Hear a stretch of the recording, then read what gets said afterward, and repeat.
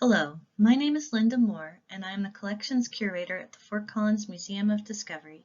Today, I want to talk with you about Betty Herrmann. Betty Herrmann wasn't born in Fort Collins, and she didn't grow up here. She lived here from the 1980s until shortly before she died. I know Betty from the years she spent working with and for our museum, and the Betty Herrmann story I'm presenting today comes almost exclusively from the impact she had through her work with us. When Betty Marie Schneider was born on January 16, 1920, in Sewickley, Pennsylvania, her father Arthur was 35 and her mother Hilda was 20. She had one brother, Andrew. Betty married Robert Henry Herrmann on July 27, 1942, in Macon, Georgia. They had two children during their marriage, a daughter, Bobby, and a son, Paul. Betty didn't reminisce much to me about her life before coming to Fort Collins. The only story I remember her telling came up when we were putting together an exhibit about the hobo culture of the Great Depression. We were looking at the picture symbols that train hoppers used to communicate, and Betty told me that she remembered seeing the symbol for "A kind woman lives here" carved into the foundation of her family's house. Her mother's generosity in sharing food to anyone coming to her back door was well known and appreciated. Betty and her husband moved to Fort Collins in the 1980s, in their retirement years. After her husband passed away, Betty began volunteering at what was then the Fort Collins Museum, located in Library Park. Once she started working for the museum, she basically never left, joining the staff when they partnered with the Discovery Science Center to create the Fort Collins Museum of Discovery. Betty started her work with the Fort Collins Museum at a very busy time. The museum had received a large donation of Folsom Culture lithic material, which had been collected locally by vocational archaeologists. The museum staff was assisting researchers with this collection and also developing a major exhibit all about the objects and what was known about the people who'd created them. These subjects and these objects fascinated Betty, and her work with them would occupy her for the rest of her life in Fort Collins. During this same time, the Fort Collins Museum was very busy developing its response to the responsibilities defined by NAGPRA, the Native American Graves and Repatriation Act.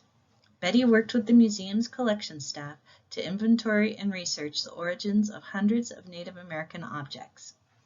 She apparently was a major component of the mail brigade which sent out hundreds of NAGPRA notices to tribes. And when the museum began hosting consultants from these tribes, Betty's qualities of competence and grace shone. She naturally assumed the role of elder for the museum.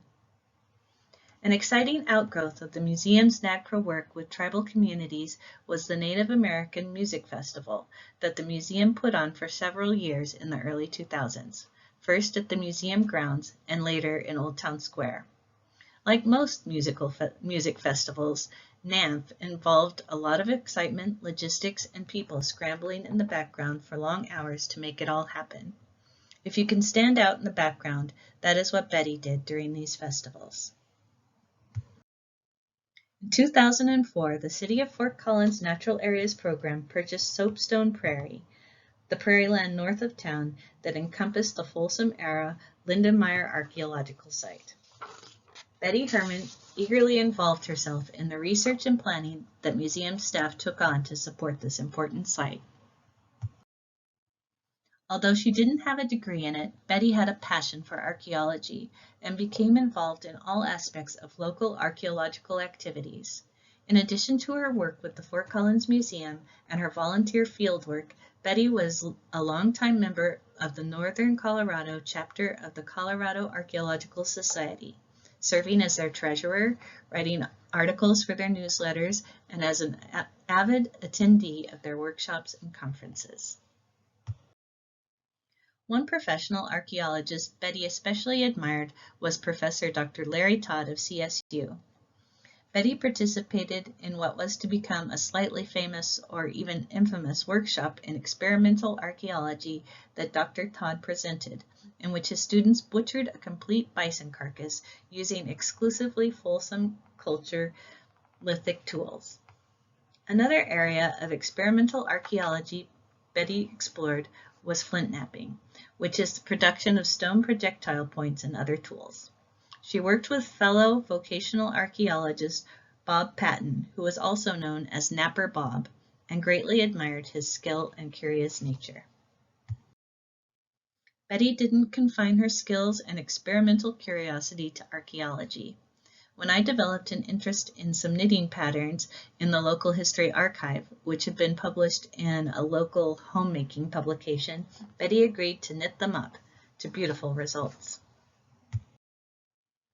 Another area Betty explored thoroughly during her years in Fort Collins was pottery, both making it and collecting it. She took classes for years at the City Park Pottery Studio, where she developed her own skills as well as friendships with many local potters. She developed her own collection of the work of prominent local potters, which she donated to our museum. She also collected a representative set of the tools and materials used by pottery artists Jim and Nan McKinnell, which she donated too, in order to preserve a sense of their creative process. Betty's interest in pottery extended beyond Fort Collins, specifically to the pottery of contemporary and historic Pueblo potters. She traveled extensively throughout the pueblos of New Mexico and Arizona, attending markets and pottery demonstrations. Knowing she couldn't afford many of the masterful works of the prominent Pueblo potters, Betty focused on miniatures and succeeded in acquiring a comprehensive collection, which she donated to FC Mod as well. Betty's admiration for the Pueblo pottery tradition led her to experiment with it. The two pottery pieces pictured here are Betty's work, from workshops in Cortez, Colorado, and Casas Grandes, Mexico. Betty Herrmann's legacy is apparent throughout the collections at FC Mod. In the records she created, the object storage housing she made, and the pieces she donated. In addition to the pottery I already mentioned, Betty donated objects reflecting her own Fort Collins experience. When I bemoaned that our collection in clothing came to a halt in the 1970s, she brought in several of her own outfits from the 1980s, and they were really nice. Betty was a snappy dresser. She even donated equipment and ephemera from her participation in several senior Olympics competitions, including skiing and snowshoeing. Of course, Betty's strongest legacy at the Fort Collins Museum of Discovery is preserved in the lives of the people she affected. When I asked, no one really remembered Betty giving advice per se, but everyone remembered being touched by her straight talk. Betty especially cared about the kids of the Fort Collins Museum staff. She set herself the task of baking and decorating a charming Santa cookie for each one of them every year, employing an ancient Santa cookie cutter and decorating each one with a coconut beard, cherry cheeks and nose, and half-currant eyes. One year, about June, I confessed to Betty that we had a very stale cookie left at our house because my daughter Vera couldn't bear to part with hers just to enjoy eating it. The next year, we got our traditional edible cookies, plus a fully decorated plaster one that Vera could hang on our tree every year. Betty played an important role in the lives of many of today's Fort Collins Museum of Discovery staff and family. She taught director Cheryl Donaldson Moses' son Alex how to crawl, corralled and coordinated the 5 members of the Tamkin family as child volunteers, and generally guided and mentored most of the people whose tenure at the museum goes back long enough for their paths to have crossed with hers. In her 80s, still working at the museum, Betty set an amazing example of resilience for all of us as she made her way through her treatment for and recovery from mouth cancer. Betty kept working at the museum as long as she was living in Fort Collins. She loved Colorado and her life in Fort Collins, though she was far away from her family members. As she entered her 90s, Betty and her daughter Bobby decided it was time for Betty to live closer to family, and so she gave up the apartment where she'd lived alone for over 20 years and went to join Bobby in Springfield, Missouri. Betty continued to keep in touch with her museum family even after this move, sending Santa cookies for several years. On January 16, 2020, Betty celebrated her 100th birthday with her large biological family and was in touch with her museum family too. We were so excited to hear from her. Betty Herrmann passed away on April 18, 2020. Her 100 years surely encompassed several lifetimes. Her childhood, marriage, working years, those are all Betty Herrmann lifetimes that will have to be told by others. The one I've presented here occupied just about 25 years and is preserved in the lives of her Fort Collins Museum of Discovery family and in the legacies she left preserved in her work here. Thank you.